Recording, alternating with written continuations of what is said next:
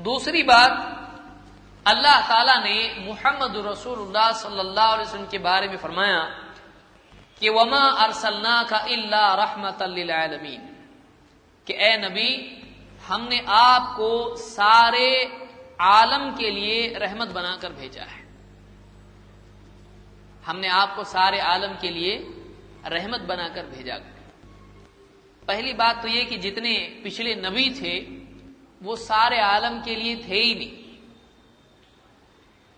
آگے حدیث آ رہی ہے کہ جتنے بھی نبی اور رسول اس سے پہلے آئے وہ سارے عالم کے لیے نہیں تھے. دوسرے، جتنے رسول اور نبی آئے ان کا معاملہ یہ تھا کہ ان کی زندگی میں جب وہ دعوت دیتے تھے تو دو قسم کے لوگ ہوتے تھے. ایک وہ جو مانتے تھے، دوسرے وہ جو نہیں مانتے تھے. جیسے نوح علیہ السلام آپ دیکھیے، دعوت دی انہوں نے، کچھ لوگ مانے کچھ لوگ نہیں مانے. اللہ نے نوح علیہ السلام سے کیا کہا؟ جتنے تمہارے ساتھ ایمان لانے والے ان کو اپنی کشتی میں سوار کر لو. اب ایمان والے کشتی میں سوار ہو گئے، اور جو ایمان نہیں لائے، بیٹا بھی ایمان نہیں لائے، تو کیا ہوا ان کا؟ اللہ کی طرف سے ایک عذاب آتا تھا اور نہیں ماننے والے سب زمین سے مٹا دیے جاتے تھے. پچھلی امتوں میں یہ قاعدہ اللہ کا تھا کہ ماننے والے بچیں گے اور نہیں ماننے والے نبی کی زندگی میں ہلاک کر دیے جائیں گے، رسول کی زندگی میں ہلاک کر دیے جائیں گے. عام طور سے ایسا ہوتا تھا. لیکن محمد رسول اللہ صلی اللہ علیہ وسلم کے بارے میں ابن عباس فرماتے ہیں کہ آپ کے معاملے میں ایسا نہیں ہوا. اللہ نے آپ کو ساری انسانیت کے لیے، عالمین کے لیے رحمت بنا کر بھیجا. جو آپ کی زندگی میں مانتا تھا وہ تو نجات پائے گا، جنت ملے گی، لیکن جو آپ کی زندگی میں نہ مانے اس کو مٹایا نہیں جائے گا، اس کو مہلت دی جائے گی. وما ارسلناک الا رحمۃ للعالمین، کہ اللہ تعالیٰ نے آپ کو سارے عالمین کے لیے رحمت بنا کر بھیجا ہے. سارے عالمین کے لیے اللہ نے آپ کو رحمت بنا کر بھیجا. اسی لیے ایک حدیث میں اللہ کے نبی صلی اللہ علیہ وسلم نے فرمایا انما انا رحمت مہدات، انما انا رحمت مہدات، کہ میں رحمت ہوں جس کو بطور ہدیہ تم کو دیا گیا. کتنی بڑی بات ہے. اللہ کے رسول صلی اللہ علیہ وسلم اللہ تعالی کی طرف سے انسانیت کے لیے گفٹ ہیں. اللہ نے آپ کو کیا بنایا؟ ہدیہ. مہدات، ہدیے کے طور پر کچھ دیا جائے تو یہ کیا ہے؟ اور یقیناً اللہ کے نبی صلی اللہ علیہ وسلم اللہ کی طرف سے انسانیت پر احسان ہے، اور اللہ نے خصوصاً ایمان والوں پر یہ احسان جتایا. فرمایا لقد من اللہ علی المؤمنین اذ بعث فیہم رسولا من انفسہم. من، یہودیوں کو کیا دیا گیا تھا؟ من و سلوہ. تو وہ من باقی ہے کہ گیا ختم ہو گیا اور کھا پی کے ختم. لیکن یہ من آپ کے بارے میں اللہ نے اس امت کو بھی دیا گیا ہے. من اللہ علی، یعنی اللہ نے من کا لفظ یہاں پر استعمال کیا.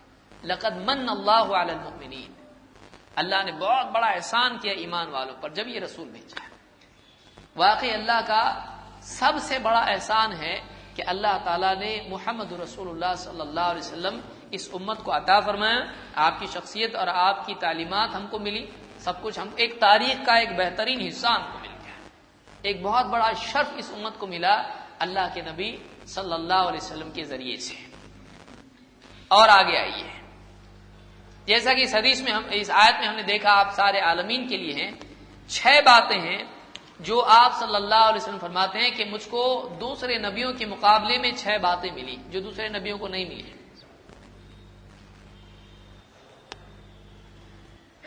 آپ فرماتے ہیں فضلت علی الانبیاء بست، کہ دوسرے نبیوں پر 6 چیزوں سے مجھ کو فضیلت دی گئی. 6 چیزیں ہیں دوسرے نبیوں کو نہیں ملی، مجھ کو ملی، یہ فضیلت مجھ کو ہے. نمبر 1، اعطیت جوامع الکلم، مجھ کو جوامع الکلم دیا گیا.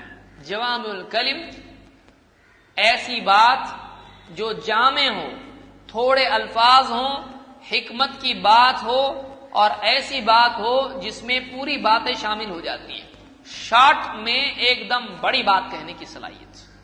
بہت زیادہ بولنے کی ضرورت نہیں، مختصر بات ہو لیکن اس میں بہت گہرے معنی ہو، جتنا سوچتے جائیں گے اتنا بات نکلتی جائے گی۔ اعطیت جوامع الکلم، جیسے مثال کے انما الاعمال بالنیات، کتنی گہری بات ہے۔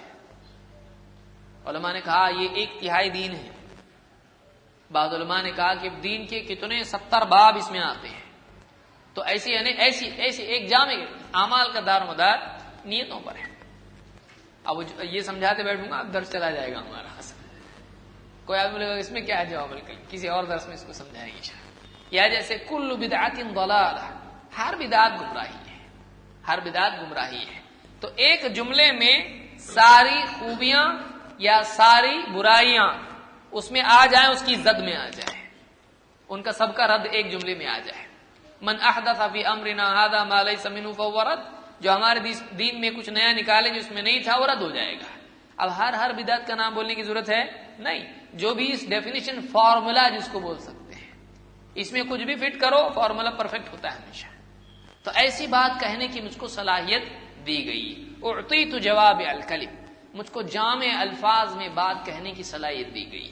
نمبر 2، ونصرت بالرعب، مجھ کو رعب کے ذریعے سے، دبدبے کے ذریعے سے میری مدد کی گئی۔ تلوار کے پہنچنے کی ضرورت نہیں، نام پہنچ گیا بہت ہو گیا۔ اور آپ صلی اللہ علیہ وسلم کا وجود ہی ایسا تھا اور آپ کا تذکرہ ایسا تھا کہ ایک رعب ہوتا تھا، مشرکین بھی پیچھے بہت کچھ بولتے تھے، سامنے جب آتے تھے تو معلوم نہیں ان لوگوں کو کیا ہو جاتا تھا۔ کئی مشرکین کہ جب آپ کی مجلس میں بات کرنے کے لیے جب بیٹھتے تھے تو ان کو کچھ سوچتا نہیں تھا کیا بولنا ہے، رد کرنے کی طاقت بالکل نہیں تھی، ایک ہیبت آپ صلی اللہ علیہ وسلم کی لوگوں کے اوپر ہوا کرتی تھی۔ تو آپ صلی اللہ علیہ وسلم کے تعلق سے آپ نے فرمایا وَنُصِرْتُ بِالرُّعْبِ، اور رعب کے ذریعے سے میری مدد کی گئی۔ نمبر 3، وَأُحِلَّتْ لِيَ الْغَنَائِمُ، میرے لیے غنیمت کا مال حلال کیا گیا۔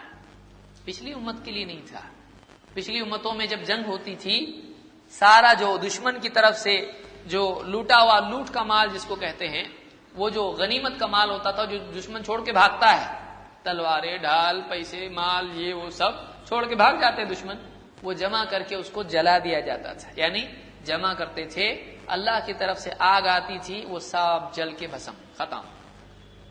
لیکن اللہ کے نبی صلی اللہ علیہ وسلم کی اللہ نے مدد کی، امت کی مدد کی کہ غنیمت کا مال جلے گا نہیں، بٹے گا، امت کے ہاتھ میں آئے گا۔ تو اللہ تعالیٰ نے دشمن کے مال کے ذریعے سے امت کی مدد کی۔ تو یہاں پر آپ نے فرمایا وَأُحِلَّتْ لِيَ الْغَنَائِمُ، میرے لیے غنیمت کا مال حلال کیا گیا ہے، پچھلی امتوں میں نہیں تھا ایسا۔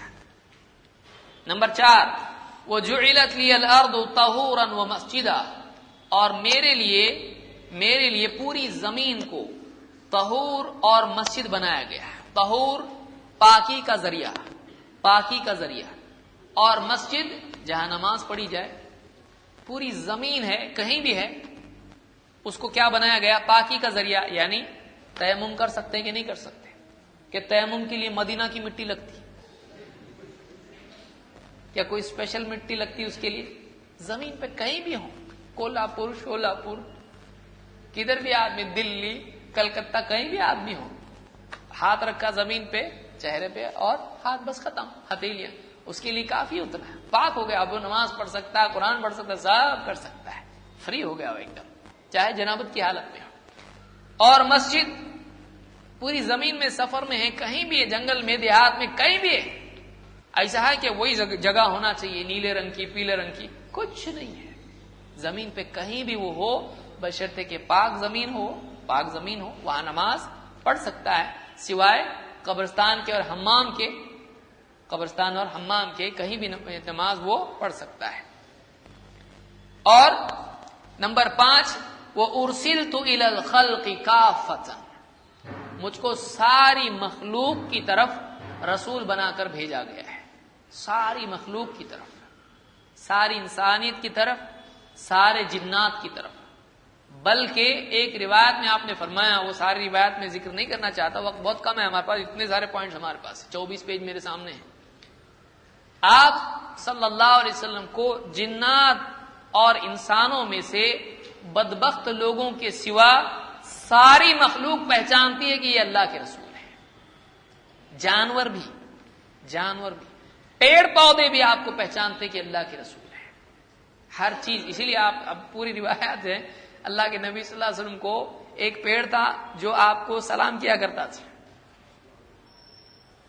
اب وہ ساری روایت میں ذکر نہیں کروں گا جس سے پہلے میں بتا چکا ہوں. تو آپ کو مخلوق پہچانتی. اونٹ نے آپ کو دیکھا رونے لگا, آپ نے اس کے سر پہ ہاتھ پھرایا اور کہا کون ہے اس کا مالک؟ اس نے مجھ سے شکایت کی کہ تم اس کو بہت تھکاتے ہو, بھوکا رکھتے ہو اس کو. جانور پہچان رہا ہے. بتائیے وہ انسان جو محمد رسول اللہ صلی اللہ علیہ وسلم کو نہیں پہچانتا وہ جانور سے بھی گیا گزرا ہے, جو آپ کی شان کو پہچانتا نہیں ہے. اللہ کے رسول صلی اللہ علیہ وسلم ساری خلق کے لیے رسول ہے, ساری خلق کے لیے. اور 6 وَخُتِمَ بِيَ النَّبِيُّونَ, مجھ کو سارے نبیوں کا خاتم بنایا گیا ہے.